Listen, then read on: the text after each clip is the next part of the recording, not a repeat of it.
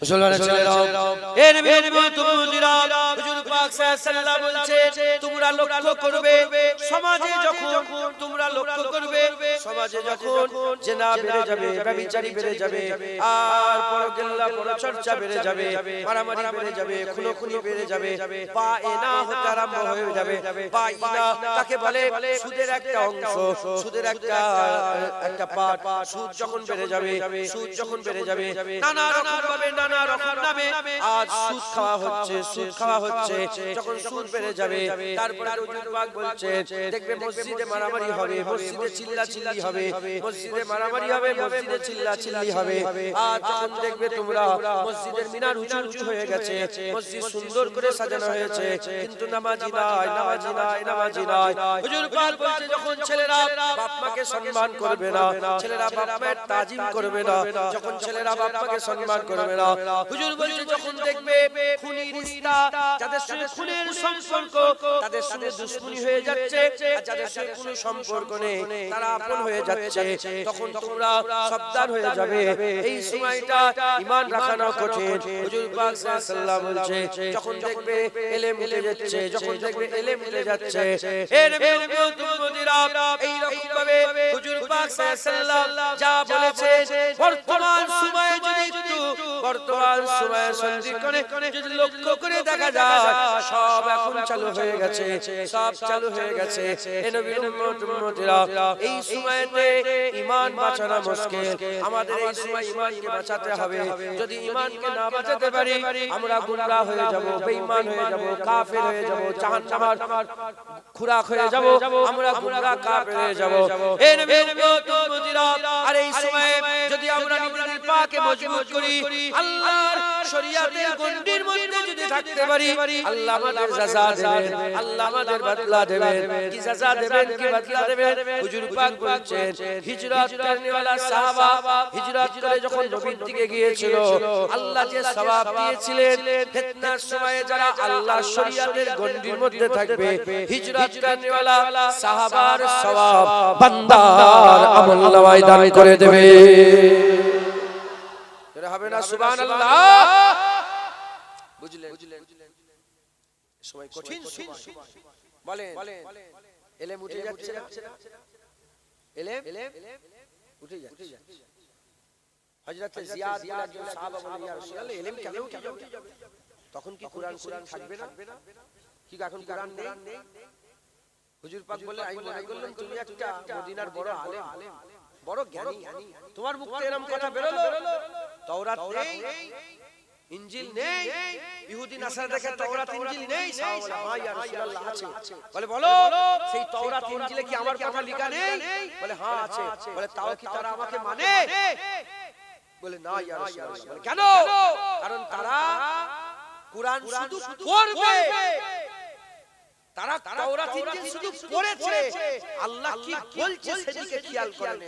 ওরা আখিরি জামানায় শুধু কুরআন পড়বে, কুরআন শরীফ আল্লাহ কি বলছে ওটা মানুষ খেয়াল করবে। এখন কুরআন শরীফ রেশমে রেওয়াজ, কেউ মরে গেছে কুরআন পড়ছে, কিন্তু কি কুরআন শরীফ বলছে? জ্ঞান। বিয়ে বাড়িতে কুরআন দান করে, কুরআন বিয়ে বাড়িতে কুরআন দেয়, ছেলে পক্ষ থেকে মেয়ের পক্ষ থেকে ছেলে যায় না কুরআন শরীফ? হ্যাঁ, বিয়ে হচ্ছে কুরআন শরীফ নিয়ে এসেছে। কুরআন শরীফ নেবে একটা রেস্ট হয়ে যাবে, কিন্তু কুরআন শরীফের ভিতরে কি কথা আল্লাহ বলছেন সে কথার দিকে কেউ খেয়াল করবে না। এজন্য ইলম উঠে যাচ্ছে, বড় বড় আলেমরা চলে যাচ্ছে, ইলম উঠে যাচ্ছে, ইলম উঠে যাচ্ছে, ইলম উঠে যাচ্ছে। হুজুর পাক সাল্লাল্লাহু আলাইহি ওয়াসাল্লাম বলছেন মুসলমানের ছেলেরা, এ নবীর উম্মতিরা, সেই সময় এখন আল্লাহ মাফ করেন, এটা খুব ফিতনার সময়। এই সময় ঈমান বাঁচানো মুশকিল। হুজুর পাক সাল্লাল্লাহু আলাইহি বলছেন সকালে ঈমান থাকবে, রাতে ঈমান থাকবে না। রাতে ঈমান থাকবে, ঈমান নিয়ে ঘুমাবে, ঈমান নিয়ে ঘুমাবে, ঘুম থেকে উঠে এমন এক কথা বলে দেবে, এমন এক কাজ করে দেবে, তার ঈমান নষ্ট হয়ে যাবে, ঈমান চলে যাবে। এ নবীর উম্মতিরা, বর্তমান যুগ সন্ধিক্ষণে যদি আপনারা একটু ফিকির করতে ওয়ালা হন, যদি একটু আল্লাহ পাক আপনাদের ফিকির দেন, জ্ঞান দেন, ধরে ফেলবেন বর্তমান সময়ে আল্লাহ মাফ করেন, কথায় কথায় আমাদের ঈমান নষ্ট হয়ে যাচ্ছে, কথায় কথায় আমরা ঈমানকে নষ্ট করে দিচ্ছে। আল্লাহ পাক মাফ করেন, আমাদের খুব সাবধানে চলাফেরা করতে হবে। যদি সাবধানতা অবলম্বন না করি, আল্লাহ না করেন আমাদের ঈমান চলে যাবে, আর ঈমান যদি চলে যায় সব চলে যাবে, সব চলে যাবে, আমাদের আর কিছু অবশিষ্ট থাকবে না। কারণ নামাজ আগে নয়, আগে ঈমান, রোজা আগে নয়, আগে ঈমান, মসজিদ আগে নয়, আগে ঈমান, নামাজ আগে নয়, আগে ঈমান, হজ আগে নয়, আগে ঈমান, টুপি আগে নয়, আগে ঈমান, জলসা আগে নয়, আগে ঈমান। ঈমান থাকবে, নামাজ কাজ হবে, রোজা কাজ হবে, হজ কাজ হবে। ঈমান যদি না থাকে, যতই আমল করো, যতই দাড়ি রাখো, কোনো কাজ হবে না। আমল ছাড়া, ঈমান ছাড়া আমলের কোনো দাম নাই। কিন্তু ঈমানের হাকিকাত আছে, ঈমানের নিজস্ব পাওয়ার আছে। আমল ছাড়া ঈমান বেকার নয়। ঈমানের পাওয়ার এত, বান্দাকে বিল আখির যেমন করে হোক আল্লাহর জান্নাতে নিয়ে যাবে।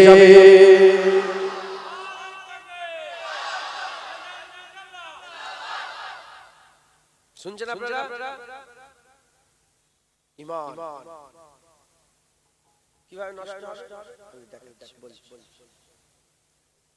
মা বলছে, বাপ বলছে, কি রে নামাজ পড়বি? ধর নামাজ দেখে দাও, দেখে দাও, নামাজ পড়তে পারবো না, নামাজ দেখাচ্ছে, এরা বলনে वाला আসে না, আসে না, কাফে পরিমাণ চলে যায়। যারা নামাজকে তুচ্ছ তাচ্ছিল্য করে, ঈমান নষ্ট হয়। এই শুনছে, বললো দাড়ি রাখুনি কেন, দাড়ি রাখুনি, কি হবে দাড়ি দাড়ি রেখে যেন কি মাথা কিনে, তুই দাড়ি রেখে মাথা কিনে ফেলেছিস, ঈমান নষ্ট, কি হবে? ঈমান নষ্ট। আল্লাহর শরিয়া কেউ যদি যারা পরিমাণ অস্বীকার করে, তুচ্ছ তাচ্ছিল্য করে, অহংকার করে, দাম্ভিকের সাথে সে যদি অহংকার দেখায়, কাফের হয়ে যায়। এটা একটা হলো কি গো, বিসমিল্লাহ বলে ঈমান থাকবে, ঈমান ওইরকম লটারি কাটছে আর আল্লাহর কাছে দোয়া চাইছে। হাসেন, হাসার কথা, আমি তোমাদের কাউকে হাসাতে আসি, নিচে নেমে যাবো, হাসি হবে, গলায় গলায় মিলবো, সব হবে, ধ্যান ধ্যান সিরিয়াস, এসেই আমরা শেষ করে দেব, এসে জানা কি একটা হলো যে চলে গেল, আবার যাবার বোঝো একটা ভিডিও ভাইরাল হয়েছে, ও মজাকে যদি করে হাসতে হাসতে কাফের হয়ে গেছে। হ্যাঁ, মুসলমান হারাম লটারি কি করলো, দোয়া চাইছে, আল্লাহকে বলছে নাউজুবিল্লাহ, যদি ইয়ারকির মাধ্যমেও করে তাহলেও কালো হবে, চলবে। সুদটাকে লোক হালাল মালা করে ফেলেছে, এত সুদ খাচ্ছে লোক, পুরো গ্রাম ইল্লা মাশাআল্লাহ, পুরো গ্রাম করে গেছে। উলাইনে বাপ নিয়েছে, বাপ লাইনো ছেলে নিয়েছে, ছেলে লাইনো ঘরের মেয়ে নিয়েছে, মেয়েরা বন্ধন দিচ্ছে, সব সুদ খাচ্ছে, সুদ করে। আর যখনই বলছে বলে সব রেখে যান সরিয়া, হ্যাঁ রেখে দিকে কি হলো, কালেমা কুপুল খুলে দেখো না। অনেক আবার বলে কথাই নিজেরা নিজে আলোচনা করে, কথাই বলে বেকার। আদম আলাইহিস সালাম ফল খেলো, বলে আদম আলাইহিস সালাম বেকার ফল খেলো, যদি না খেতো তাহলে আমরা জান্নাতে থাকতাম। ভুল করেছে আদম আলাইহিস সালাম, কাফের হয়ে। এই শুনছেন কাফের মুসলমানের ছেলেরা, এ নবীর উম্মত উম্মতিরা, আল্লাহ মাফ করে, খুব সাবধানে চলাফেরা করতে হবে দুনিয়ার কথা হচ্ছে ফুটবলের কথা হচ্ছে যা ইচ্ছা বলকে যাও ক্রিকেটের কথা হচ্ছে যা ইচ্ছা বলকে যাও গুনাহ হবে কিন্তু যখনই আল্লাহ আল্লাহ রাসূলের কথা এসে যাবে শরীয়তের কথা এসে যাবে কোরআন শরীফের কথা এসে যাবে এই মুসলমান খুব সাবধানতা অবলম্বন করতে হবে আর হুড়ি করলে হবে না লাফালাফি করলে হবে না এ নবীর উম্মতিরা জেনে রেখে দেবে আমাদের আল্লাহ পাকের কোনো প্রয়োজন নেই আল্লাহ পাক আমাদের প্রয়োজন মনে করে না কিন্তু আমরা আল্লাহ পাককে প্রয়োজন মনে করে এ মুসলমানের ছেলেরা আল্লাহ পাকের অনেক বান্দা আছে আমাদের তো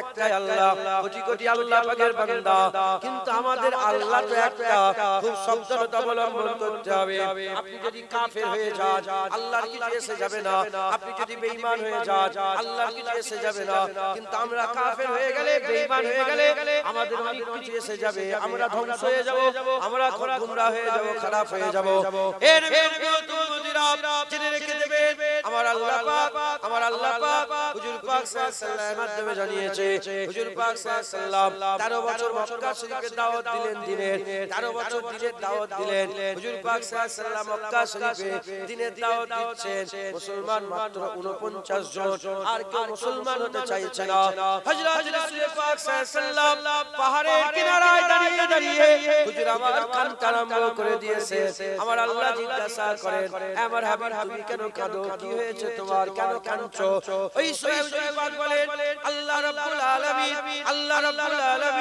আল্লাহ আমাকে পাঠিয়েছেন দ্বীনের দাওয়াত দেওয়ার জন্য ইসলামের খেদমত করার জন্য শরীয়তের খেদমত করার জন্য আল্লাহ পাক কেউ মুসলমান হচ্ছে না আমি বাড়িতে বাড়িতে গিয়ে বলছি আমার উপর অত্যাচার করছে জুলুম করছে কিন্তু কেউ লা ইলাহা ইল্লাল্লাহ বলছে না মুহাম্মদুর রাসূলুল্লাহ বলছে না এই দুঃখে আমি কাঁদি ওই সময় আল্লাহ পাকের রহমতের দরিয়ায় জোশ মেরে ওঠে আমার আল্লাহ পাক বলেন আমার হাবিব কান্না বন্ধ করো কেউ কলমা পড়ুক না পড়ুক এতে আল্লাহ পাকের কিছু এসে যায় না আমার আল্লাহ বলে হাবিব আমার কারো দরকার নাই তুমি জমিন থেকে বলো লা ইলাহা ইল্লাল্লাহ আমি আল্লাহ মুহাম্মাদুর রাসূলুল্লাহ বলে দিলাম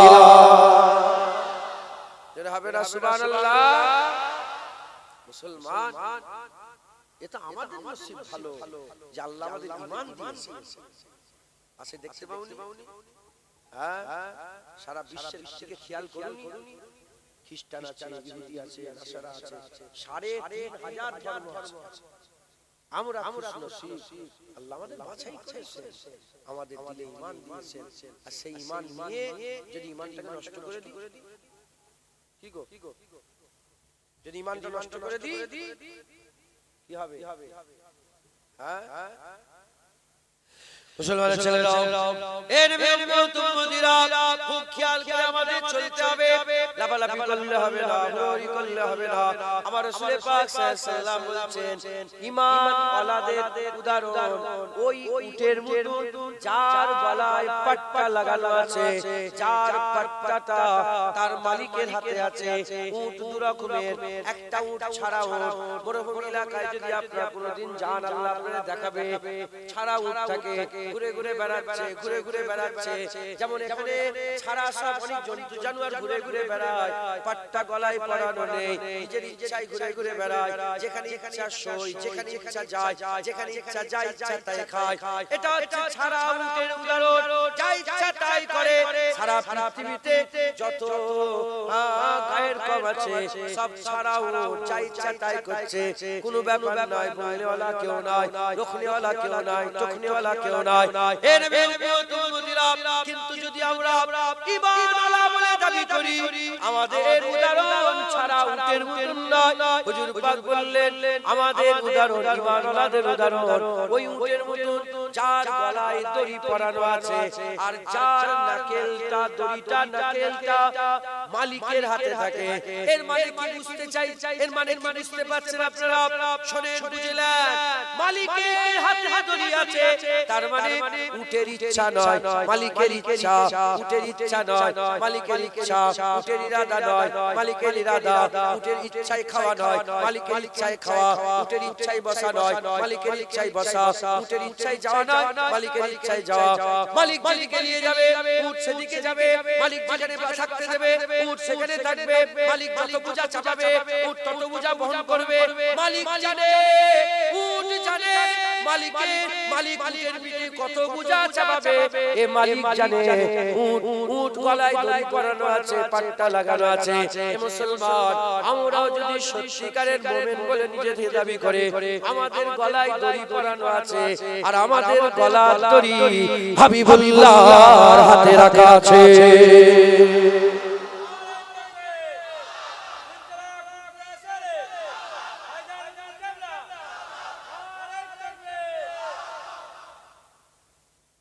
আমাদের গলায় দড়ি পরানো সব কথা ইমানাল্লাহ বলেন বলেন বলেন বলেন রমজান ইমানাল্লাহ বলেন বলেন কোনো সন্দেহ ইমান নালে বেঈমান সন্দেহ আছে? আলহামদুলিল্লাহ বলেন আলহামদুলিল্লাহ। আল্লাহ আমাদের ঈমান গুনাহগার হতে পারে কিন্তু বেঈমান কাফের তো না। হ্যাঁ, গুনাহগার কাফের হয়ে যায়, গুনাহগার বেঈমান হয়ে যায়। সব ঈমানওয়ালা তো। যখন ঈমানওয়ালা ছাড়া উঠ না দড়ি পরানো, আমাদের সবার গলায় একটা পাট্টা পরানো। মালিক বলছে নামাজ পড়ো, ঠিক আছে? অস্বীকার করলে কাফের, ঝটকা মারছে, দড়ি ছিঁড়িয়ে নিলে কাফের। তুই পাট্টা বের করতে চাইছো তাহলে কাফের হয়ে যাবে। পাট্টা যখন গলায় পরানো আছে, হুজুর পাকের উদাহরণ, জুনায়েদের বাপ মা কুরবান হয়ে যায়, কি সুন্দর উদাহরণ। পাট্টা যখন পরানো আছে, এবার উট জানে মালিক। মেয়েরাও যদি মুমিনা হয় তাদের গলায় লাগানো আছে। উট জানে মালিক জানে, তার উপরে কি চাপা, কতটা বুঝা চাপা। হ্যাঁ, মালিক চাপালো মোটা উন্না, আর এরা উন্নাটাই খুলে ফেলে। বলে যেসব মেয়েরা উন্না খুলে দিয়েছে, মুসলমানের বাচ্চা মেয়েরা, মুসলমানের মেয়েরা, হ্যাঁ, এরা কি গলায় দড়ি পরে থাকতে চাইছে না খুলে ফেলতে চাইছে? যার হাতে দড়ি তিনি আমাদের বলছেন উন্না পরো। তুমি উটের গলায় পাট্টা লাগিয়ে উন্না খুলে ফেলছে মানে? হ্যাঁ, মুসলমান আল্লাহ মাফ করেন, হাতা ছোট হতে হতে মেয়েদের হাতে এই পর্যন্ত চলে এসেছে। কথা ঠিক না বেঠিক? আর স্কিন টাইট সব জামা পড়ছে, হারাম হারাম হারাম। সে উলঙ্গ। হুজুর পাক বলেছেন আখিরি জামানাতে মেয়েরা জামা পরে উলঙ্গ থাকবে। মেয়েরা জামা পরে কি থাকবে বলেন? উলঙ্গ থাকবে। কারণ সে জামা পরা অবস্থাতেও তার শরীরের আবায়ব পুরা বুঝা যায়। তার পা থেকে মাথা পর্যন্ত শরীরের পুরা অঙ্গ সব আবায়বটা বুঝা যাবে। এই জামা পরেও উলঙ্গ হয়ে ঘুরছে মেয়েরা। শরীয়ত বলছে ঢিলা পোশাক, আর আমরা কি টাঙ্গি জামা। শরীয়ত বলছে ফারাক বড় ঢিলা।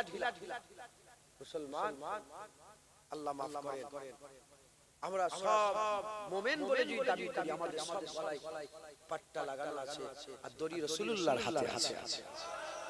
দড়ি কার হাতে আছে? রাসূলুল্লাহ। মুসলমানের ছেলেরা, এ নবীর উম্মতিরা, সাহাবা হুজুররা মুমিন ছিলেন। সন্দেহ আছে? সাহাবা হুজুররা মুমিন ছিলেন। হাবিবুল্লাহর হাতে পাট্টা ছিল। হাবিবুল্লাহ বললেন বদরে চলো। সাহাবারা বদরে যাচ্ছে। কি গো, আমি যদি বলি চলো লড়াই করতে যাব, আপনি আমাকে লড়াই তো করব, তলোয়ার দাও, বন্দুক দাও, বলবেন না বলবেন? আর ওদিকে পুরা বন্দুক লাগানো আছে, আপনি খালি হাতে যাবেন জীবনে? ও তো খুশি করতে যাও, কথা ঠিক না বেশি? ও তো নিজে জান দিতে যাও। মুসলমানের ছেলেরা, এ নবীর উম্মতিরা, আবু বকর সিদ্দিকের গলায় পাট্টা হাবিবুল্লাহর হাতে ধরে, ওমরে ফারুক হুজুরের গলায় পাট্টা হাবিবুল্লাহর হাতে ধরে, ওসমান গনি হুজুরের গলায় পাট্টা হাবিবুল্লাহ হুজুরের মুবারক হাতে ধরে, হযরত মাওলা আলী হুজুরের গলায় পাট্টা মুবারক হাতে রাসূলুল্লাহর হাতে মুবারক হাতে ধরে। এ নবীর উম্মতিরা, হুজুর যা বলেছে তাই শুনেছে।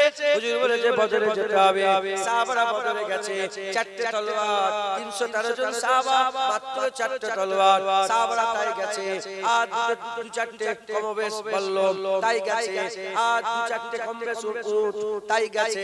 খালি পায়ে অনেকের পায়ে জুতা মুবারক নাই, খালি পায়ে ছিঁড়া ফাটা শরীর নিয়ে, শরীর জামা কাপড় নিয়ে, আর এরকম ভাবে খেজুরের ডাল নিয়ে তারা লড়াই করতে গেছে, তারা লড়াই করতে গেছে। পাট্টা হুজুর পাকের হাতে দড়ি দিয়ে গলায় পাট্টা রেখেছে। তারা জান দেখে না, মাল দেখে না, ইজ্জত দেখে না, সম্মান দেখে না। হাবিবুল্লাহ বলেছে যেতে হবে, তারা বদরে গেছে। হাবিবুল্লাহ বলেছে যেতে হবে, তারা উহুদে গেছে। হাবিবুল্লাহ বলেছে যেতে হবে, তারা তাবুকে গেছে, তাবুকে গেছে। হাবিবুল্লাহ বলেছে 1400 কিলোমিটার রাস্তা সাহাবারা গেছে, তাবুকে গেছে। হুজুর বলেছে চলো জঙ্গে মুতায় যেতে হবে, জঙ্গে মুতায় গেছে। হুজুর বলেছেন যেখানে সাহাবারা সেখানে গেছে, হুজুর বলেছেন যেখানে সাহাবারা সেখানে গেছে। হুজুর বলেছে নামাজ, সাহাবারা নামাজ পড়েছে। হুজুর বলেছে মদ হারাম, সাহাবারা মদ ছেড়ে দিয়েছে। হুজুর বলেছে শরিয়াত, তারাই মেনে নিয়েছে। হুজুর বলেছে পর্দা, তারাই মেনে নিয়েছে। হুজুর বলেছে হ্যাঁ, তারাই হ্যাঁ বলেছে। হুজুর বলেছে না, তারা না বলেছে। আমি আপনাদের করে একটা আজব ঘটনা শুনিয়ে দিয়ে যাই। হুজুর পাক সাল্লাল্লাহু আলাইহি সাহাবারা জিহাদের ময়দান থেকে ফিরে এসেছে, কারো হাত কেটে গেছে, কারো সিনাই তীর লেগে গেছে, কারো পা জখম হয়েছে, কারো শরীর জখম হয়েছে, কাটা কাটা শরীর নিয়ে আর যে যার বাড়িতে যুদ্ধের ময়দান থেকে ফিরে এসেছে। কোন সময় এমন অবস্থাতে তারা ফিরে এসে ঘরে পৌঁছেছে, হুজুর পাক সাল্লাল্লাহু আলাইহি সাল্লাম তিনিও ঘরের মধ্যে প্রবেশ করেছে। হুজুরের মুবারক বাড়িতে খুন লেগেছিল। হযরত আলী হুজুর পানি ঢালছেন, আম্মা ফাতেমা ধুচ্ছেন। আলী হুজুর পানি ঢালছেন, আম্মা ফাতেমা ধুচ্ছেন। এর বিরুদ্ধে তুমুদিরা ঠিক আনতে তাহিয়া কালবি সূরাতে হযরতে জিবরাইল সাল্লাল্লাহু আলাইহি হাজির হয়ে গেছে। হুজুর দেখে চিনতে পেরে গেলেন যে জিবরাইল এসেছে। তাহিয়া কালবি সূরাতে হযরতে জিবরাইল সাল্লাল্লাহু আলাইহি দেখে রাসূল পাক সাল্লাল্লাহু আলাইহি গেলেন। বলো জিবরাইল কি খবর? ওই হুজুর পাককে হযরত জিবরাইল সাল্লাল্লাহু আলাইহি বলে ইয়া রাসূলুল্লাহ এক্ষুনি বেরোতে হবে, আল্লাহ খবর পাঠিয়েছে বানু কুরাইজা যে গোত্র আছে যারা মুনাফিক ছিল, এই বানু কুরাইজা গোত্রে আঘাত হানতে বলেছে। বানু কুরাইজা গোত্রে অ্যাটাক করার জন্য আল্লাহ পাক হুকুম দিয়েছে। বলার সাথে হুজুর পাক সাল্লাল্লাহু আলাইহি নিজে বলতে আরম্ভ করলেন, এ জিবরাইল আল্লাহ পাককে বলো যাবার সাহাবাদের করে একটু মুহাল্লাত দিতে, একটু সময় দিতে বলো। এই তো যুদ্ধের ময়দান থেকে এলো, আবার একটু বানু কুরাইজা কি করে আমরা যাব? হুজুর পাক যখন এই কথা বলেছে হযরত জিবরাইল সাল্লাল্লাহু বললেন না না, আল্লাহ বলেছেন গোলামদের করে এক্ষুনি যেতে বলেছে, গোলামদের করে এক্ষুনি যেতে বলেছে। বলার সাথে হুজুর পাক যখন দেখলেন আল্লাহ পাকের হুকুম, আল্লাহ পাক তাখির করছে না, দেরি করছেন না, আমার আল্লাহ পাকের হাবিব বললেন এ বেলাল আযান দিয়ে দাও, বেওয়াক্তে আযান। সাহাবারা বুঝতে পেরে গেলেন কোন একটা ঘোষণা, বিশেষ ঘোষণা, কিছু ব্যাপার আছে। সাহাবারা কাটা ফাটা শরীর নিয়ে সেই যুদ্ধের ময়দান থেকে ফিরে এসেছে। আর মুসলমান আমরা হলে বলতাম একটু লাগছে শুয়ে থাকি, পরে যাব, আধ ঘন্টা পরে যাব, এক ঘন্টা পরে যাব। না, জানার সাথে সাথে কাতারে কাতারে কাটা ফাটা শরীর নিয়ে যে অবস্থায় ছিল হুজুর পাকের সামনে গোলামরা এসে হাজির হয়ে গেছে। হুজুর পাক সাল্লাল্লাহু আলাইহি ওয়াসাল্লাম সাহাবারা আল্লাহ খবর পাঠিয়েছে বানু কুরাইজা যেতে হবে।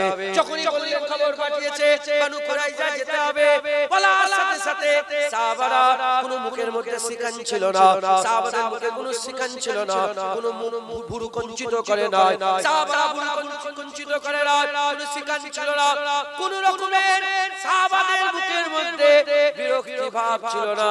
সাহাবারা বলে ইয়া রাসূলুল্লাহ আপনি যেখানে বলবেন গোলাম হাজির আছে, আপনি বললে আমরা বানু কুরাইজা যেতে রাজি আছি। পাট্টা হুজুর পাকের হাতে হুজুর বলছে জিয়াদ থেকে এসেছে এবার বানু কুরাইজা চলো সঙ্গে সঙ্গে বানু কুরাইজা আগে ঘটনা আছে আমার আল্লাহ পাক সুসংবাদ সুসংবাদ কি সুসংবাদ আমার আল্লাহ বললেন জিবরাইল বলে দাও আমার হাবিবকে যে আল্লাহ দেখতে চাইছিলেন গোলাম বেরোয় না বেরোয় আল্লাহ দেখতে চাইছিলেন বেরোয় না বেরোয় যখন সাহাবারা বেরিয়ে পড়েছে আল্লাহ খবর পাঠিয়েছে চিন্তিত হতে মানা করো সাহাবাদের যাওয়ার আগেই বানু কুরাইজার বড় বড় কেল্লা আমি আল্লাহ হিলিয়ে রেখে দেব জোরে জোরে মুসলমান মুসলমান এই হচ্ছে সাহাবাদের ঈমান যে সাহাবারা নিজেদের জান কুরবান করে দিয়েছে পাট্টা হুজুরের হাতে জান কুরবান করে দিয়েছে বলেন সেই সাহাবারা কিভাবে নামাজ রোজা হজ যাকাত কাজা করতে পারে নাউজুবিল্লাহ কিভাবে চলেছে ঠিক আমরাও মুমিন আমরা সাহাবাদের উত্তরসূরি আমরা তাদের উত্তরসূরি আমরা আমাদের গলায় পাট্টা হুজুর পাকের পরানো আমাদের গলায় পাট্টা পরানো আমাদের হাতে রাসূলুল্লাহর হাতে আমাদের পাট্টা দড়ি লাগানো হুজুর যা বলছে আমাদের তাই শুনতে হবে আল্লাহ না করেন যদি শুনতে নাও যদি না ওটা আমলে পরিণত না করতে পারি মানতে হবে না মানলে কি হয়ে যাবে কাফের নামাজ পড়তে বলেছে নামাজ পড়তে হবে যদি না পড়ি গুনাহগার হব আর যদি বলে কি হবে নামাজ পড়ে কাফের হয়ে যাবে মাথায় যুক্তি বুঝতে পেরেছে মুসলমানের ছেলেরা এর বেদবো তুমুদিরা খুব খেয়াল করে শুনে রেখে দেন আমার আল্লাহ পাক আমাদের নিয়ামত দিয়েছেন ঈমান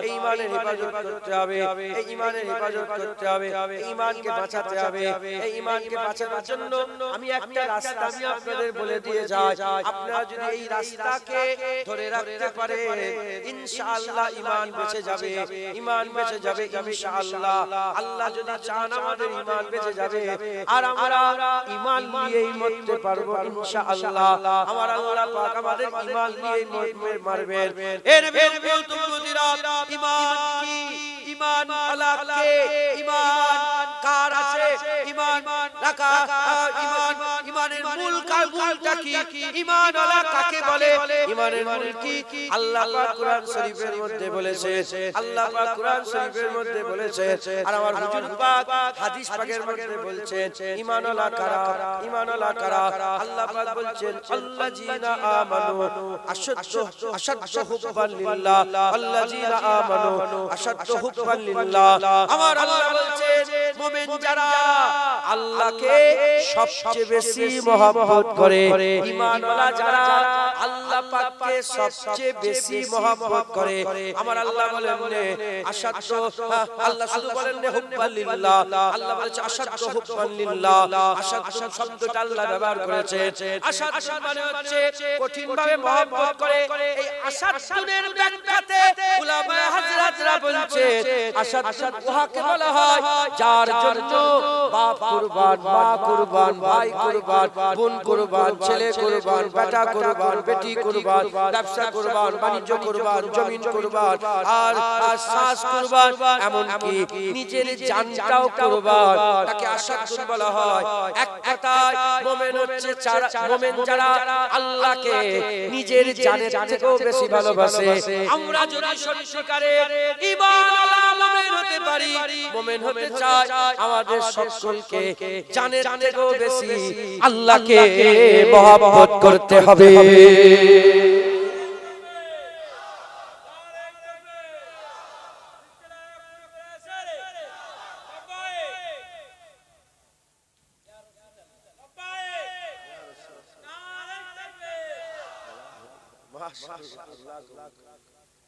আপনারা বিরক্ত হচ্ছে এইটা কি কমিটির মেন লোক নাকি সভাপতি তুমি সভাপতি এই সভাপতি এটা তুল কালাম করে দিচ্ছে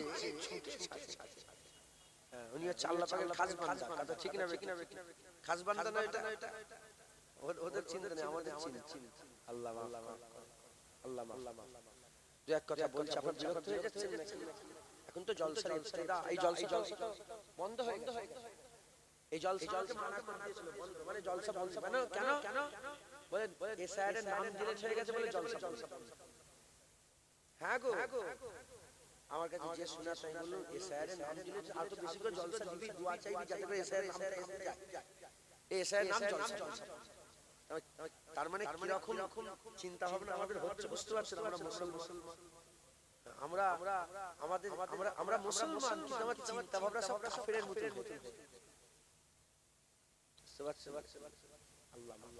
আচ্ছা বলেন তাহলে মুসলমানের সঙ্গে ব্যবহার যেটা হচ্ছে, খুব ভালো করে মুসলমানের সঙ্গে যে ব্যবহারটা হচ্ছে, এই ব্যবহার গরু ছাগলের থেকেও খারাপ ব্যবহার হচ্ছে। বলেন বলেন বলেন, এ শুধু এখানে না গোটা বিশ্ব? হ্যাঁ গোটা বিশ্ব। গরু মারলে তার বিচার আছে, মুসলমান মারলে তার বিচার আছে, কুকুর মরলে তার বিচার হচ্ছে। হ্যাঁ কুকুরের রাইটস মানুষ অ্যানিমাল রাইটস আছে না নেই? হ্যাঁ জানোয়ারের বিচার হচ্ছে, মুসলমানের বিচার হচ্ছে। কেন? আমাদের হাল কি রকম ছিল? হ্যাঁ আমাদের হাল কেমন ছিল? তখনকার সুপার পাওয়ার রোম, হারকিউলিস, রোমের বাদশা হারকিউলিস ওমরে ফারুক চিঠি লিখলেন। ওমরে ফারুকের চিঠিতে নাম দেখে মুখে বল গিয়া, নাম দেখে মুখের উপরে জমিনে কেচড়ে পড়ে গেছে। হ্যাঁ সালাউদ্দিন আইয়ুবী, একটা সামান্য সৈন্যর বেটা সালাউদ্দিন আইয়ুবী, হ্যাঁ সারা পৃথিবী কেঁপিয়ে গিয়েছে। আজ আমি যে সালাউদ্দিনের কেল্লায় গিয়েছি, ওনার যে মেন কেল্লা যেটা উনি খিলাফতি করতেন, সেই কেল্লায় ওখানে যেই খবর পেলাম যে আজ ইংল্যান্ডে বাচ্চারা যদি রাত্রিবেলায় বদমাইশি করে, মায়েদের ঘরে জ্বালায়, মায়েরা বলে হ্যাঁ শুয়ে পড়ো, নাহলে সালাউদ্দিন আইয়ুবী এসে। বুঝছেন আপনারা? আচ্ছা বলেন বাবর কেলে ব্যস্ত আছে না নেই? আরে বলেন বাদশা বাবর কেলে লোক ব্যস্ত আছে না নেই? আরে জোরে আমি কে ছেলে মরে যে তোমরা হ্যাঁ দিতে পারবে না? বাবর কেলে এখন হরি হচ্ছে না? আরে বাদশা বাবর বলে একটা ছিল না বাদশা, টিপু सुल्तान के लिए হচ্ছে না? বাদশা औरंगजेब के लिए, বাদশা শাহজাহান के लिए, সালাউদ্দিন আইয়ুবী के लिए, নুরউদ্দিন জঙ্গি के लिए, তারপরে মাহমুদ গজনবী के लिए হচ্ছে তো। আচ্ছা পৃথিবীতে ভালো করে বোঝো, ইনারা তো 600 বছর কে 300 বছর কে 500 বছর আগে এসেছিল। দেখেন এরকম ছিল তো। বর্তমান যে মুসলমান নেতাগুলো আছে, কোন কাফেরকে দেখেছেন যে এই সব নেতাগুলোকে নিয়ে খুব ঘোরাঘুরি হচ্ছে, লাফালাফি হচ্ছে কি? বাবরের যে বিরোধিতা করছে, বর্তমান বেঁচে থাকা নেতাগুলোর বিরোধিতা হচ্ছে কি? সালাউদ্দিন আইয়ুবীর যে বিরোধিতা হচ্ছে, ওরকম কি বেঁচে থাকা নেতার বিরোধিতা হচ্ছে? তার মানে বুঝে নিতে হবে এদের দিলের কাঁটা জিন্দা নেতারা নয়, মুর্দা নেতা। তাই আজও তারা বুঝতে পারছে না, কারণ তারা ঈমানওয়ালা ছিল, এত বেঈমান হয়ে গেছে। যদি বলেন এত বড় কথা বলছে, আরবের বাদশা এখন যদি যেই আরবের বাদশা সে মদের দোকান করেছে, কি করেছে বলে কথা হিসাবে আমি জানি না, আল্লাহ মালিক, কিন্তু আমি যে থিওরিটা বলছি, আপনারা তো জ্ঞানী আর বুদ্ধিজীবী সব মানুষ বসে আছেন, আমাকে বলবেন কেউ যদি মদকে হালাল মনে করে কি হবে? আরে বলেন 1400 বছরে আরবে মদ বিক্রি হতো না, এখন মদ বিক্রি হচ্ছে। আপনি জানেন দুবাইয়ের মলে, আমি নিজের কানে শুনে, আর আমি নিজেও দুবাইয়ে গিয়েছি, দুবাইয়ের মলে সোরের গোশত বিক্রি হয়। মুসলমান কান্ট্রিতে শুকরের গোশত বিক্রি হচ্ছে। কে পারমিশন দিল? সরকার। মদের দোকানের পারমিশন কে দিল? সরকার। নাচ গানের পারমিশন কে দিল? সরকার। পারমিশন দেওয়ার সময় যদি কেউ বলে আল্লাহ পাকের শরীয়তের হুকুম, আপনি মদ রেখে দাও দেখি, ঈমান থাকবে তো বেঈমানই হয়ে গেল, নেতা বেঈমান। তো যাই হোক গোটা পৃথিবীর মুসলমানের সঙ্গে গরু ছাগলের থেকে খারাপ হচ্ছে না। এই কথাটা 1400 বছর আগে ওমর ফারুক হুজুর বললেন কি, যখন দেখবে মানুষ ইসলাম ছেড়ে দিয়েছে, মানুষ ইসলাম ছেড়ে দিয়ে অন্য ধর্মে ইজ্জত তালাশ করবে, জেনে রেখে দেবে মানুষ অন্য ধর্মে যখন ইজ্জত তালাশ করবে, মুসলমান এরা গরু ছাগলের থেকে খারাপ হয়ে যাবে। উপরে আসেন না, উপরে এই শুনছেন আপনারা?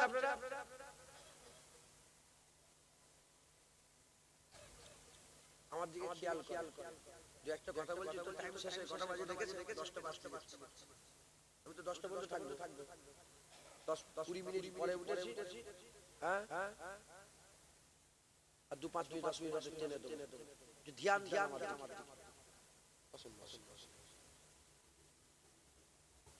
ওমর ফারুক তিনি 1400 বছর আগে বলে গেছেন। কখন জানেন?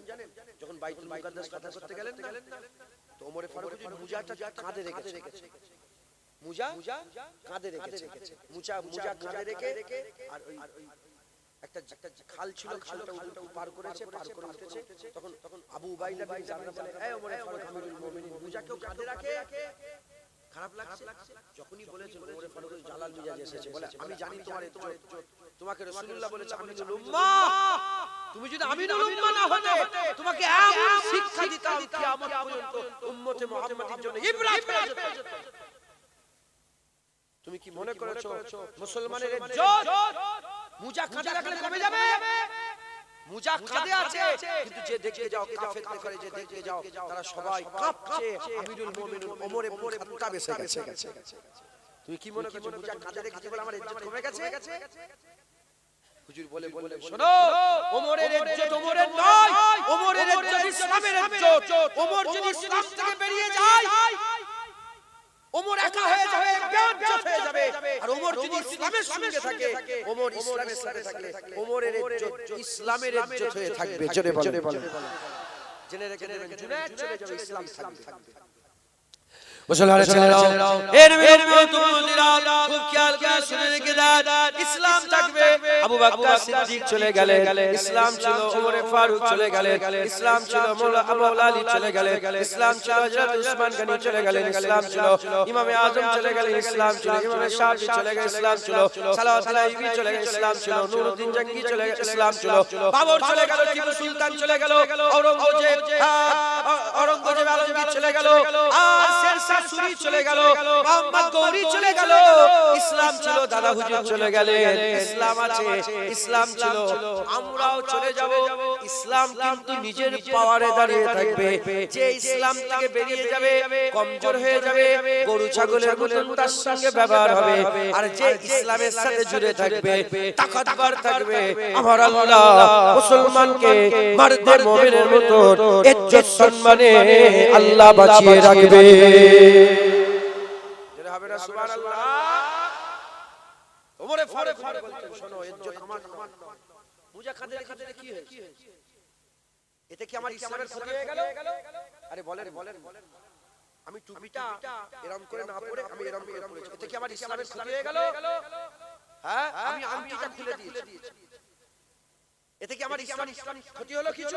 আমি ইসলামের কোনো ক্ষতি করলাম? গুনাহ করলাম না। ইসলামের ক্ষতি তখনই হবে যখন ইসলাম থেকে আমি বেরিয়ে গিয়ে যারা গায়ের কম আছে, কিছু মনে করেন, ওই শার্টটা পরে আছে আমাদের, কিছু মনে করেন, আপনি আমার বাপ হন, ভাই হন, মাফ করে দেন, আমি বলছি এটা আমাদের নয়, এটা অন্য জায়গায় থাকে। এই শার্ট পরে, এই শার্ট আমাদের কথা ঠিক না? ঠিক বল। ক্যাপ পরেছে, দেখেন, যে ক্যাপ পরে ঘুরছে, ক্যাপ আমাদের। আমাদের টুপি গায়ের কমের মতন হয়ে গেছে, আমাদের জামা গায়ের কমের মতন হয়ে গেছে, আমাদের জুতো গায়ের কমের মতন হয়ে যাচ্ছে, আমাদের বিয়ে শাদী গায়ের কমের মতন, আমাদের ব্যবসা গায়ের কমের মতন, আমাদের চলা ফেরা, উঠা বসা, ঘর বাড়ি সমস্ত কিছু অন্য ধর্মের মতন হয়ে গেছে। আর শুধু বলছি মুসলমান, শুধু হবে না। যদি ইজ্জত পেতে চান আমি আল্লাহর কসমকে বলছি এই শাসনের প্রত্যেকটা বাড়ির লোক যদি দাড়িওয়ালা টুপিওয়ালা মসজিদে যেমন জুম্মায় নামাজ পড়ে যেমন জুম্মায় ভিড় হয় ঠিক ওই রকম ভিড় যদি ফজরের নামাজও হয় ইনশাআল্লাহ 10,000 মাইল দূর পর্যন্ত এই গ্রামের গরমটা লোক महसूस করবে একবার জোরে বলেন এ মিথ্যে নয় এ সত্য কারণ আপনার পাওয়ার আপনার নয় তবে তো আল্লাহর পাওয়ার ইসলামের পাওয়ার হ্যাঁ মুসলমানি পাওয়ার আল্লাহ আপনাকে দেবে জোরে বলেন আজ মুসলমান আমরা পাট্টা খুলে দিয়েছি পাট্টা খুলে দিয়ে যে যার মতন করে ঘুরছি ও একরকম করছে ও একরকম করছে জুনায়েদের বাপ একরকম জুনায়েদ কেউ কাউকে পরোয়া করে না হুজুর বলেছে মুমিনের উদাহরণ দড়ি পরা উটের মতো আমরা পাট্টা খুলে দিয়ে যে যার মতন করে চলছি কেউ কথা ঠিক না বেটি হ্যাঁ সারা রাত জেগে আছে মোবাইল ঘাটছে ঠিক ফজরের আজান হচ্ছে মোবাইল থেকে রেখেছে মুসলমান কি করে আমরা সম্মান লাভ করব কি করে আমরা দুনিয়া আখিরাতে ইজ্জত পাবো আজান হচ্ছে আমরা জেনা মোবাইলে হুজুর পাক বলছে আজান হলে চুপ হয়ে যাও তাহলে 20 বছরের কবুল ইবাদত নষ্ট হয়ে যাবে আমরা ওই সময় বাজে কথা বলছি হ্যাঁ মুসলমান আল্লাহ করে ডাকছি যেদিকে আপনাকে নিয়ে যাচ্ছি যে কথাগুলো বলছি শুনেন আমল করবেন বলেন ইনশাআল্লাহ পুরা কনসেপ্ট ক্লিয়ার হয়ে যাবে ঘুরে যাবেন ইনশাআল্লাহ আমি যে কথাগুলো আমি বলছি যদি আপনি আমল করেন আল্লাহ পাক বলছেন মুমিন হচ্ছে তারা যারা নিজের জানের থেকেও বেশি আমরা জানের থেকে বেশি কাকে ভালোবাসবো জোরে বলেন ছেলে পুলে বিবি বাল বাচ্চা আত্মীয় স্বজন যা সবচেয়ে বেশি কাকে ভালোবাসবো আল্লাহ বলছে আল্লাযিনা আমানু আশাদ্দু হুব্বান লিল্লাহ এ মুমিন তোমরা আল্লাহকে সবচেয়ে বেশি ভালোবাসো হুকুম আল্লাহ কাকে দিলেন মুমিন ইয়া আইয়ুহান নাস বলে আল্লাযিনা আমানু মুমিনকে বলছে তোমরা আল্লাহকে আশাদ্দু হুব্বান লিল্লাহ কঠিন ভাবে মহব্বত করো আল্লাহ তাআলা বলছেন মুমিন হচ্ছে তারা যারা আল্লাহকে সবচেয়ে বেশি মহব্বত করে কেমন আসাদুন বলে আল্লাহ ক্লিয়ার করে দিয়েছে ওয়াজে করে দিয়েছে যে জানের থেকে বেশি আল্লাহকে মহব্বত করে যারা জানের থেকে বেশি আল্লাহকে মহব্বত করে তারা কি বলে মুমিন তারা মুসলমানের ছেড়ে দাও এর নবী তুমুদিরা আল্লাহ পাক তিনি কুরআন শরীফে আমাদের কথা বললেন আল্লাহ পাক তিনি কুরআন শরীফে আমাদের কথা বললেন মুমিন হচ্ছে তারা যারা জানের থেকে বেশি আল্লাহকে মহব্বত করে এবার হুজুর পাক সাল্লাল্লাহু আলাইহি ওয়াসাল্লামকে জিজ্ঞাসা করা হলো ইয়া রাসূলুল্লাহ ইয়া হাবিবাল্লাহ মুমিন কারা ইয়া রাসূলুল্লাহ ইয়া হাবিবাল্লাহ হুজুর মুমিন কারা হুজুর পাক সাল্লাল্লাহু আলাইহি ওয়াসাল্লামকে যখন জিজ্ঞাসা করা হলো হুজুর পাক সাল্লাল্লাহু আলাইহি ওয়াসাল্লাম মুমিনের উদাহরণ দিয়ে বুখারী শরীফের হাদিসের মধ্যে বর্ণনা হচ্ছে হুজুর পাক সাল্লাল্লাহু আলাইহি ওয়াসাল্লাম বলছেন লা ইউমিনু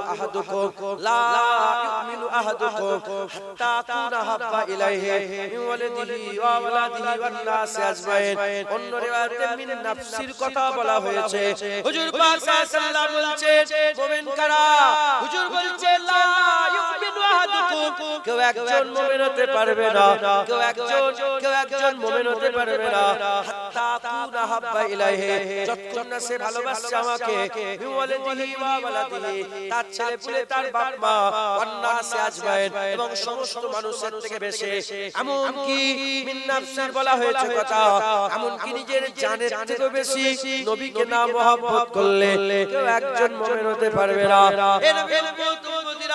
আল্লাহ সারাতান বর্ণনা করলেন মুমিন হতে গেলে মুমিনরা আল্লাহকে জানের থেকে বেশি মহব্বত করে মুমিনরা আল্লাহকে জানের থেকে বেশি মহব্বত করে মুমিন কারা যারা আল্লাহকে জানের থেকে বেশি মহব্বত করে আর হুজুর পাকও কনসেপ্ট ক্লিয়ার করে বলে দিলেন সারাতান বর্ণনা করলেন যে মুমিন হচ্ছে তারা যারা নবী পাককে জানের থেকেও বেশি মহব্বত করে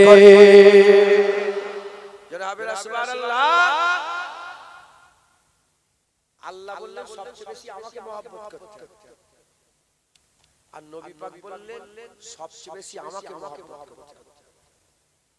আল্লাহ পাক শুধু তিনার কথা বলে বললেন সবচেয়ে বেশি আমাকে মহব্বত করতে হবে, আর হুজুর পাক শুধু তিনার কথা বলে বললেন সবচেয়ে বেশি আমাকে মহব্বত করতে হবে।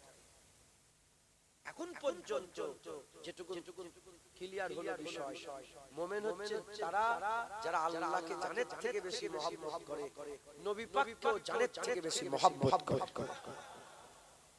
এই বুঝছেন? এখন প্রশ্ন উত্তর দেবেন না সাধারণ মানুষ, আলেম ওলামারা জানে। এখন প্রশ্ন আল্লাহকে সবচেয়ে বেশি মহব্বত করবে, নবীকে সবচেয়ে বেশি মহব্বত করবে? কারণ আল্লাহ বলছে মুমিন আমাকে সবচেয়ে বেশি মহব্বত করবে, আর নবী পাক বলছেন মুমিন হতে গেলে আমাকে সবচেয়ে বেশি মহব্বত করবে। হুজুর তো নিজের কথা আলাদা বলেছে, আল্লাহ পাকের কথা আলাদা বলেছে, তাহলে আমাদের কাছে দুটো মহব্বত হলো। কটা মহব্বত হলো? একটা আল্লাহর মহব্বত, এক নবীর মহব্বত। এখন প্রশ্ন আমরা সবচেয়ে বেশি কাকে মহব্বত করব, আল্লাহকে না নবীকে? উত্তর দিতে মানা করলাম, তাহলে আল্লাহকে করবেন না, ঈমান নষ্ট হবে না? আল্লাহই তো আমাদের বড়, আল্লাহই তো কথা ঠিক, আল্লাহর পরে তো নবী, কথা ঠিক না বেঠিক? তাই বলছি উত্তর দেন। আমি উত্তর দেব, ঠান্ডা হবে, শোনো। আল্লাহ বলেছেন আমাকে বেশি মহব্বত করতে হবে, নবী পাক বলেছেন আমাকে বেশি মহব্বত করতে হবে। এখন যদি উত্তর মহব্বত মানে কেমন মহব্বত করতে হবে? মানে জানটাও কুরবান করে দিতে হবে। কি গো, খুদখুশি করা যায়, আত্মহত্যা করা যায়?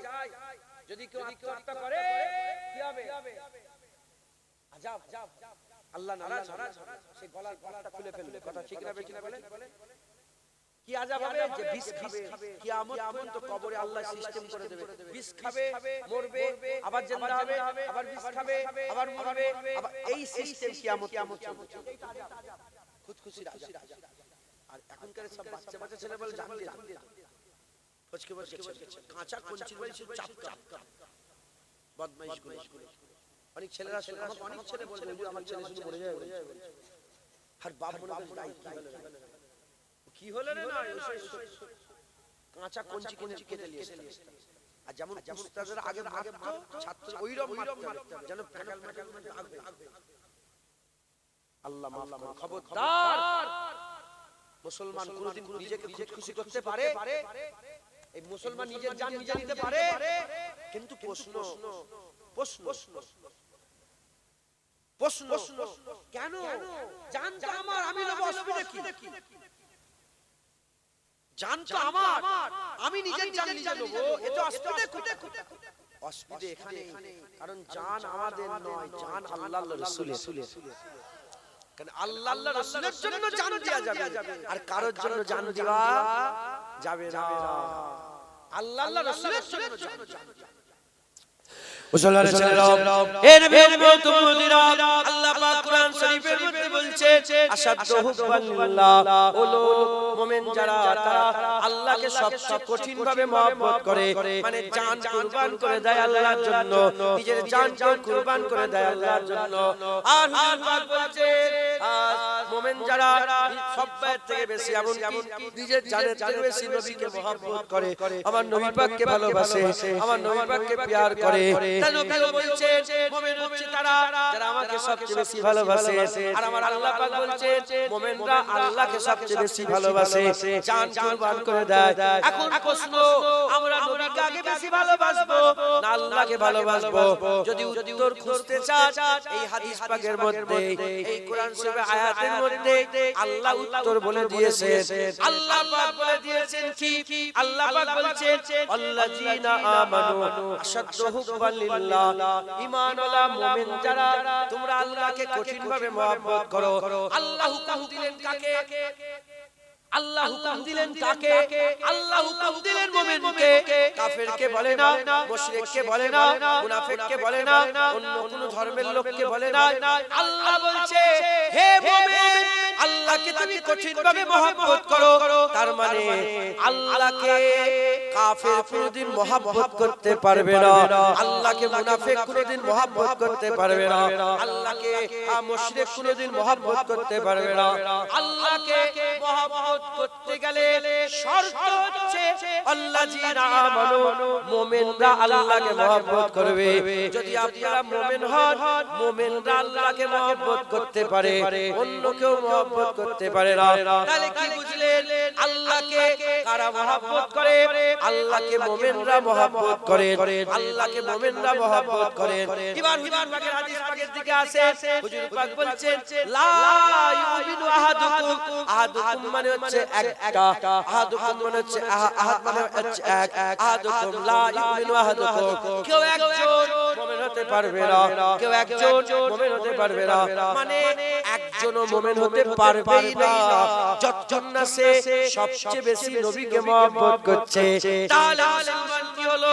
আমরা যদি মুমিন হই তারপরে আল্লাহকে মহব্বত করার সুযোগ পাবো, আর মুমিন যদি হতে চায় নবীকে মহব্বত করতে হবে। যারা নবীকে মহব্বত করবে তারা মুমিন হয়ে যাবে, আর যারা মুমিন হয়ে যাবে তারা আল্লাহকে মহব্বত করবে। যারা হবে না সুবহানাল্লাহ, বুঝলেন? মুমিন হতে গেলে হুজুর পাক বলছে লা ইউমিনু আহাদুকুম, কেউ মুমিন হতে পারবেই না। আর আল্লাহ তো আল্লাযীনা আমানু মানে মুমিন হয়ে গেছে, ওখানে মুমিন হয়ে গেছে, আর এখানে কেউ মুমিন হতে পারবেই না যতক্ষণ না সে নবীকে মহব্বত করছে। তার বাপ মা, তার ছেলে পুলে, সমস্ত মানুষ, এমনকি নিজের জানের ছেলে, মানে নবীর সাথে ইশক না করলে সে মুমিন হতে পারবেই না। ইশকে মুস্তাফা তাকে ঈমানের নূর দেবে, আর ঈমানের নূর পেয়ে গেলে সে আল্লাহকে মহব্বত করার সুযোগ পেয়ে যাবে। জোরে জোরে বলেন, আর কি জোরে হবে না সুবহানাল্লাহ। তাহলে মুমিন হচ্ছে আল্লাহর রাসূল, আল্লাহর রাসূলকে যারা নিজের জানের থেকে বেশি মহব্বত করে তারা কি? জোরে বলেন, তারা মুমিন। তাহলে আমরাও যদি ঈমান ওয়ালা হতে পারি, আমরা যদি ঈমান ওয়ালা হতে চাই, প্রত্যেককে আল্লাহর রাসূলকে জানের থেকে বেশি মহব্বত করতে হবে। বলেন ইনশাআল্লাহ। একদিকে আল্লাহর রাসূল আছেন, আর একদিকে 50 কোটি টাকা আছে, কি করবে? বলো বলো বলো। যে টাকা লাই তাহলে কি হবে? বুঝতে পারছো? লেবে লাও। আমি বললাম কারো কোমরে দড়ি বাঁধা নেই। জুনায়েদ যদি ইক্ষুনি যে দাঁড়িয়ে ফেলে দেয় না, আল্লাহ না করে তার কাছে মওত হয়ে যায়। যদি ছিঁড়ে ফেলে দিই, হ্যাঁ, কেউ রুখতে যাবে না। হ্যাঁ, তুমি দুটো গালগালি করবে, কমেন্ট করবে, হয়তো করে ঠান্ডা হয়ে যাবে। কতদিন আর করবে? হাত ব্যথা হয়ে যাবে কমেন্ট করে। হ্যাঁ, মানুষ একটা দোষ দেখতে পায়, মানুষ দুটো দোষ দেখতে পায়। মানুষ কটা দোষ? নিজের দোষ দেখতে পেলে অন্য দোষ খুঁজে পায় না, আর অন্য দোষ দেখলে নিজের দোষ খুঁজে পায়। নিজেই দাড়ি চাচা, আর তুমি আরেকজনের ভুল ধরছ। তোর নিজের মুখেই তো দাড়ি নেই, ফাঁসে। হ্যাঁ, যদি বা নামাজ পড়তে দাঁড়িয়ে দুনিয়া ছেলে পুলে আত্মীয় স্বজন ব্যবসা বাণিজ্য, তোর নামাজের হাল এই, আর তুই লোকের নামাজ দেখছিস পড়ে না কেন? হ্যাঁ, মুসলমান যে নিজের দোষ দেখতে পায়, অন্য দোষ খুঁজে পায় না, আর যে অন্য দোষ খোঁজে নিজের দোষ খুঁজে অন্য দোষ খোঁজে নিজের দোষ খুঁজে পায় না, আর নিজের দোষ খোঁজে অন্য দোষ খুঁজে পায়। নিজের গেরে থেকে দেখে যে আমি আল্লাহ কত চলা, আমার মাকাম আল্লাহ পাকের দরবারে কত আছে, আমি আল্লাহ কত টাকা চাই হাসিল করতে। মাথায় ঢুকছে, বুঝতে পেরেছো মুসলমান? হ্যাঁ, কারো কোমরে দড়ি বাঁধা নেই। আল্লাহর রাসূল 50 কোটি টাকা। তুই যে 50 ওই হুজুর পাক বলেছে সকালে ঈমান থাকবে, হুজুর বলে ঈমান বিক্রি করে দেব আমার উম্মতরা। কেউ 50 লাখে, কেউ 50 কোটিতে, কেউ 10,000 কোটিতে, কেউ 1000, কেউ 5000, কেউ 500, কেউ 200, কেউ 50, কেউ 1 লাখ, কেউ 2 লাখ, কেউ আর গ্রামের আম মাওলানা মুরব্বিরা 500 টাকা ঈমান বিক্রি করবে। কেন ভুল ভুল দেবে? আপনি জানেন কত বউ তালাক হয়ে গেছে ভুল ফতোয়া দিয়ে এখনো ঝুলিয়ে রেখে দিয়েছে, জানেন আপনি? শুনছেন? এটা বেশি হয়। আর মুনি সাহেব বলে 10,000 টাকা দেন, আমি ঠিক ফতোয়া দিয়ে দেন। ওর বাপের ফতোয়া, ও যখন ফতোয়া দিচ্ছে হারামটাকে হালাল করছে, জেনে রেখে দেবেন ওর গলার পাটটা খুলে রেখে দিয়ে তারপরে ও বেঈমান হয়ে গেছে। কথা ঠিক না বেঠিক বলে? হ্যাঁ, খুব সাবধান। একদিকে দুনিয়া, একদিকে আল্লাহ। যদি আপনাকে দুটোর মধ্যে একটা চুজ করতে হয়, কি করবে? মুসলমানের ছেলেরা, এই নবীর উম্মতিরা বুঝতেই তো পারছেন না, উদাহরণ স্বরূপ বলে দিয়ে যায় জান আর আল্লাহ, আল্লাহ রাসূল, জান আর আল্লাহ। আমি উদাহরণ স্বরূপ বলছি, একদিকে আল্লাহ, একদিকে জান। আপনার মাঝখানে যখন আপনি মাঝখানে দাঁড়িয়ে আছেন, হয় জান দিতে হবে, নালে আল্লাহকে নিতে হবে। এই মুসলমানের ছেলেরা যারা আল্লাহ ছেড়ে জান বাঁচাবে বেঈমান হয়ে যাবে, আর যারা জান ছেড়ে আল্লাহর মহব্বত হাসিল করবে ঈমান আলা হবে। হযরত ইব্রাহিম খলিলুল্লাহর জন্য আগুন তৈরি হয়ে গেল, ইব্রাহিম খলিলুল্লাহর জন্য আগুন তৈরি হয়ে গেল। ইব্রাহিম খলিলুল্লাহকে আগুনে ছুঁয়ে দেওয়া হলো। ইব্রাহিম খলিলুল্লাহ উড়ে উড়ে আগুনের দিকে যখন যাচ্ছিলেন, আল্লাহর হুকুমে হযরত জিবরাইল সাল্লাল্লাহু বলে, ইব্রাহিম আলাইহিস সালাম, ইব্রাহিম খলিলুল্লাহ বলে বাঁচতে চান। হযরত ইব্রাহিম খলিলুল্লাহ বলে, এই জিবরাইল তুমি কে? সরে যাও। আল্লাহ যদি বাঁচায় বাঁচবে, আল্লাহ যদি বাঁচায় বাঁচবো, আল্লাহ যদি মরে মারবো। আল্লাহ খুশি হয়ে গেলেন, ঘোষণা হয়ে গেল ইয়া নারু কুনি বারদাও ওয়া সালামুন আলা ইব্রাহিম। ইব্রাহিম খলিলুল্লাহকে আগুনে পড়ে ফেলে দেওয়া হলো, কিন্তু তিনি আল্লাহর জন্য জান কুরবান করে দিলেন। যখন আল্লাহর জন্য জান কুরবান করে দিলেন, আল্লাহ ঘোষণা করে দিলেন ইয়া নারু কুনি বারদাও ওয়া সালামুন আলা ইব্রাহিম। এই আগুন তুমি ইব্রাহিমের জন্য সালামতি হয়ে যাও।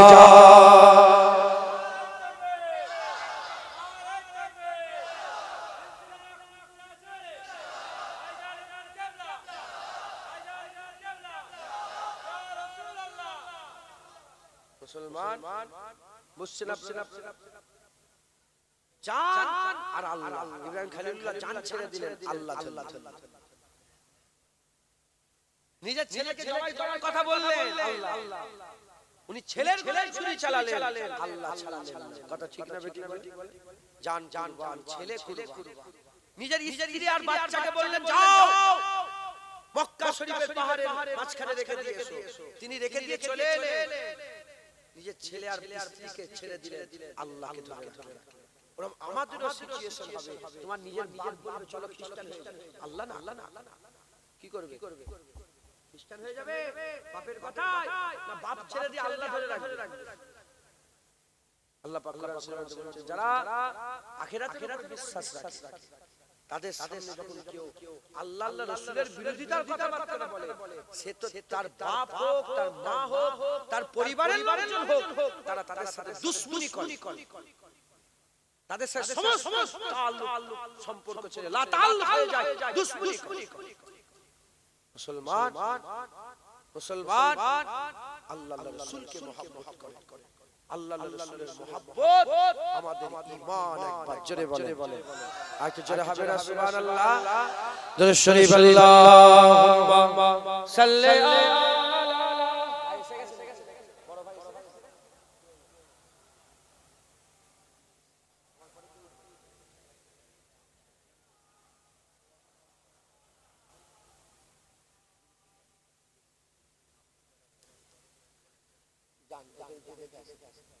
দরুদ শরীফ আল্লাহুম্মা সাল্লি আলা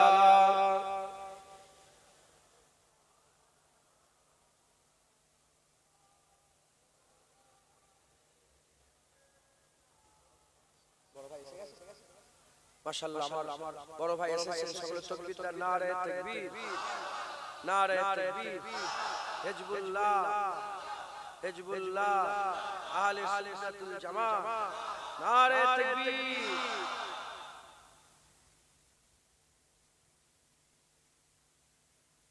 याद आई है अपनी खताएं, जब खुदा का ख्याल आ गया है। याद आई है अपनी खताएं, जब खुदा का ख्याल आ गया है। याद आई है अपनी खताएं, जब खुदा का ख्याल आ गया है। जब खुदा का ख्याल आ गया है, मेरी बेचैन दिल को वहीं पर, मेरी बेचैन दिल को वहीं पर मुस्तफा का ख्याल आ गया है। मेरी बेचैन दिल को वहीं पर मुस्तफा का ख्याल आ गया है। जुल्म का ज़बर का सिलसिला था, एक तरफ सबर का सिलसिला था, एक तरफ सबर का सिलसिला था। बात जब हक और बातिल की आई, बात जब हक और बातिल की आई, करबला का ख्याल आ गया है। मेरी बेचैन दिल को वहीं पर मुस्तफा का ख्याल आ गया है। यूं तो मरियम भी है, हाजरा भी नेक खातून है, आसिया भी नेक खातून है, आसिया भी। बात जब आ गई है हया की, बात जब आ गई है हया की, फातिमा का ख्याल आ गया है। मेरी बेचैन दिल को वहीं पर मुस्तफा का ख्याल आ गया है। ओ जो है मेरे साफ़ाए महशर, ओ जो रोते थे उम्मत की खातिर, ओ जो रोते थे उम्मत की खातिर, ओ लंबी दुआ मांगते थे, ओ लंबी दुआ मांगते थे। उस दुआ का ख्याल आ गया है। मेरी बेचैन दिल को वहीं पर मुस्तफा का ख्याल आ गया है। याद आई है अपनी खताएं, जब खुदा का ख्याल आ गया है। जब खुदा का ख्याल आ गया है, मेरी बेचैन दिल को वहीं पर, मेरी बेचैन दिल को वहीं पर मुस्तफा का ख्याल आ गया है। अल्लाह